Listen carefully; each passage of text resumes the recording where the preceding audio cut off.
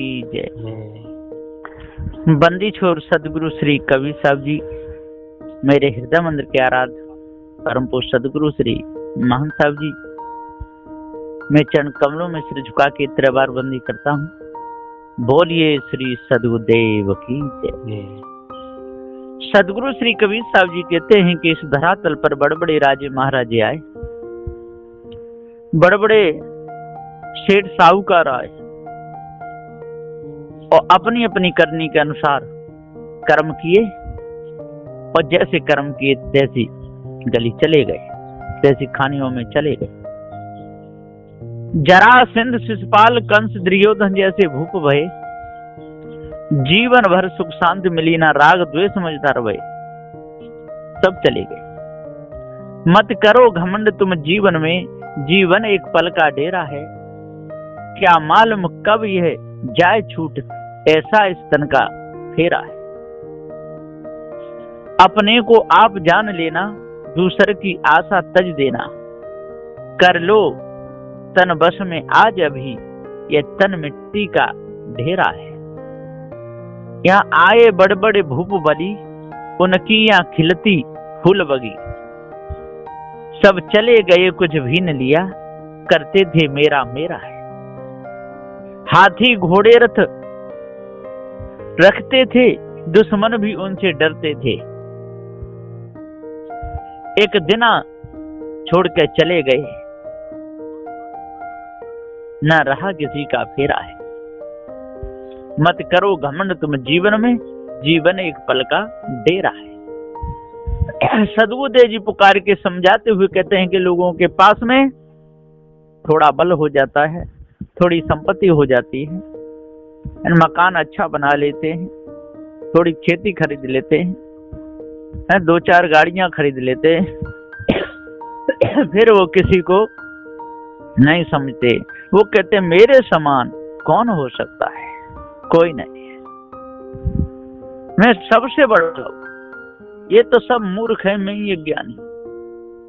इस प्रकार से लोगों का बिल्कुल होशवास खराब हो जाता है।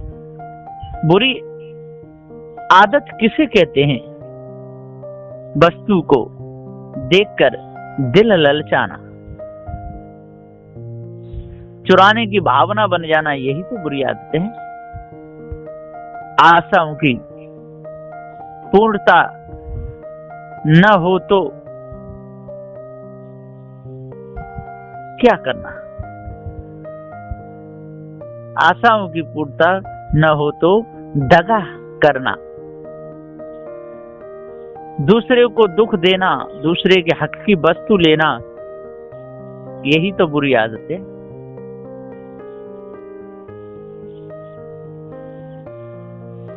घूस देना या घूस लेना, व्यसन पड़ जाना, यही तो बुरी आदत है। सारे संसार का यही तो हाल है। दूसरों को सताते दुखाते रहते हैं। व्यसन पड़ जाना, किसी बुरे काम की लत लग जाना, यही तो बुरी आदत है। मृत्यु से भी न डरे, दूसरे का बुरा करने में मिलकर धोखा दे, यही तो बुरी आदत है। दूसरे के विषय में भी अपनी धाक जमाता हो, दूसरे का प्रभाव देखकर जलना, यही तो बुरी आदत है।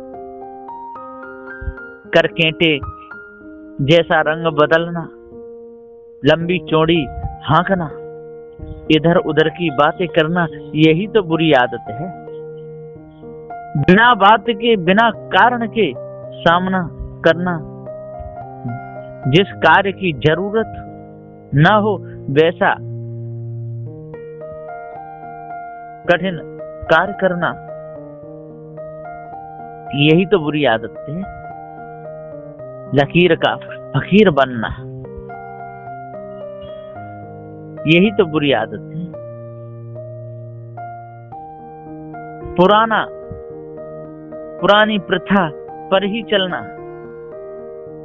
सही बात को नहीं मानना, यही तो बुरी आदतें हैं। और क्या है? कोई ज्ञान की बात कहे तो लड़ने के लिए तैयार हो जाना, सही बात नहीं मानना, यही तो बुरी आदत है। बुरे कर्म करके और फिर कहना नहीं मैंने ये कर्म किया ही नहीं है, यही तो बुरी आदत है। बुरे कर्म करके लेने के देने डाल देना, लाभ के बदले हानि कर लेना, किसी का भला कभी करना ही नहीं, यही तो बुरी आदत है। किसी की शांति से गाड़ी नहीं चलने देना, किसी का शांति से कार्य चल रहा हो उसमें विघ्न डाल देना, समय आने पर बात बदल जाना, यही तो बुरी आदत है। हवा से बात करना, बहुत तेज बोलना, अपनी ऊंची आवाज से सत्य बात को दबा देना, यही तो बुरी आदत है। हवाई किले बनाना, बड़ी बड़ी कामनाएं करना, ऊंचे सपने देखना, कर कुछ भी नहीं पाना, बिना सोचे समझे काम करना, यही तो बुरी आदत है। फिर हाथ मलना, पछताना, बुरे कर्म करना, फिर भयभीत होना, यही तो बुरी आदत है। अर्थात दाव लगने पर चोरी करके भाग जाना, वस्तु को चुरा लेना, वस्तु को चुरा ले जाना, किसी की लड़की को लेकर भाग जाना, यही तो बुरी आदत है। ऐसे कर्म करना कि जात से बाहर निकाला जाए, यह सारा हाल बुरे लोगों का बताया जा रहा है। इसी में सारा संसार डूबा है, यह सारा हाल बुरे लोगों का बताया जा रहा। जो मैं यहाँ पर बता रहा हूं यही बुरी आदतें हैं। सज्जनों, अपना सुधार करना चाहिए और पारखी संतों का संग साथ करना चाहिए। जब तक पारखी संतों का संग साथ नहीं करोगे तब तक न बुरे कर्म त्याग पाओगे, न बुरे लोगों से बच पाओगे। पारखी संत ही बचने का उपदेश देते हैं, पारखी संत ही बचाने का उपदेश देते हैं। बुरी आदतों के बारे में यहाँ पर पूरा प्रकाश डाल दिया गया है। इन सारी आदतों को हृदय से त्याग देना चाहिए। जो इनको हृदय से त्यागता है उसका अंतःकरण पवित्र हो जाता है, शुद्ध होता है, और जो नहीं त्यागता वो इसी गुलामी में पूरे समय को निकाल देता है।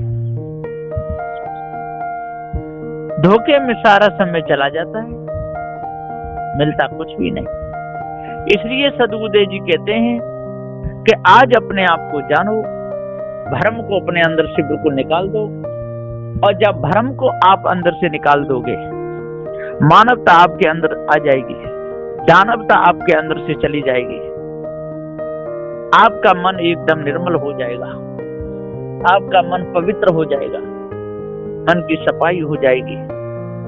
जिस प्रकार से गाड़ी जब चलती है और गाड़ी के पुर्जे जब ऐसे हो जाते हैं या गाड़ी की ग्रीसिंग नहीं कराते तो गाड़ी चरमर करती है, और जब उसकी ग्रीसिंग करा देते हैं, बढ़िया तरह रिपेयरिंग करा देते हैं, तो गाड़ी सही चलती है। संतो, ब्रह्म कहां से आया? ब्रह्म नाम की कोई चीज नहीं है, आपने क्यों ये कल्पना की है?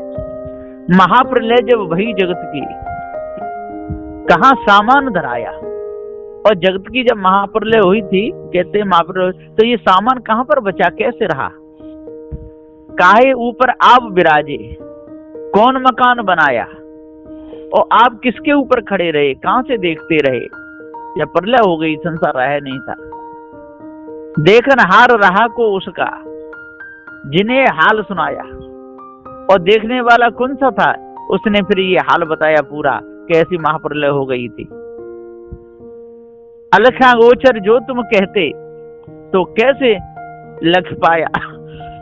वो लखा कैसे गया? रूपरेख से ब्रह्महीन है, वेदों में दर्शाया। वेदों में बताया गया कि ब्रह्म का कोई रूपरेख है ही नहीं। बिना रूप कछु नाम न देखा, झूठा भरम दृढ़ाया। अगम अपार अकह कथे कथके, गुरवन जग भरमाया। ये अगम अपार कह करके, अकह कथ कथ के, गुरमन ने सारा जग भरमा दिया। आत्म परमात्म में भूले, मूल भेद नहीं पाया। कोई आत्मा कहता है, कोई परमात्मा कहता है, कोई ईश्वर कहता है, इन्होंने मूल भेद पाया ही नहीं। झूठी संगत करे झूठन की, झूठे ही में उलझाया। पूरा जीवन झूठे में निकाल दिया। सोई सत्य मान कर जग में मानुष जन्म गमाया।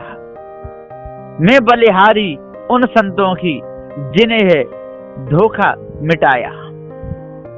मानंदी अध्यास वासना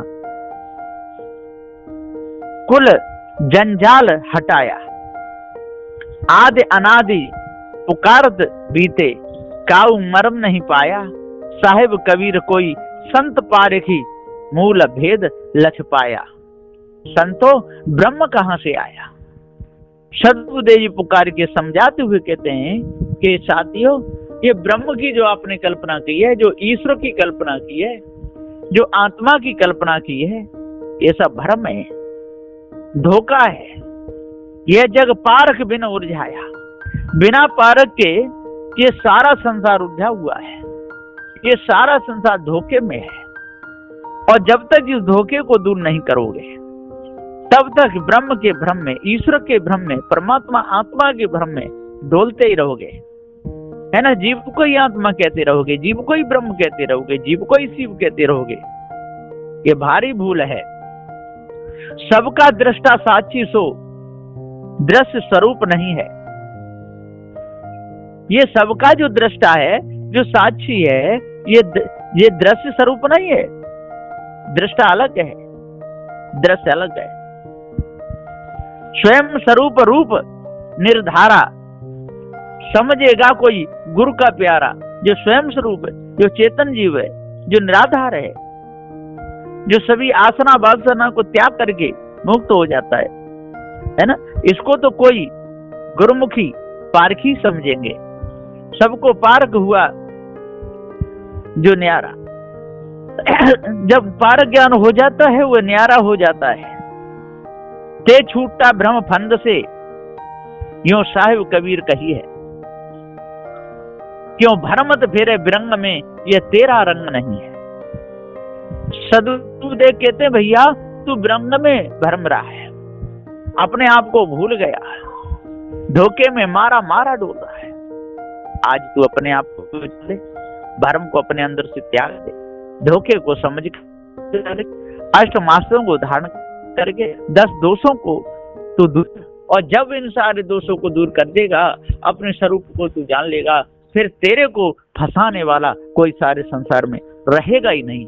इसलिए अपने आप को जानो और धोखे को जड़ मूल से बिल्कुल दूर करो, तब पूर्ण शांति मिलेगी। और नहीं तो हृदय की कालमा कभी नहीं हटेगी।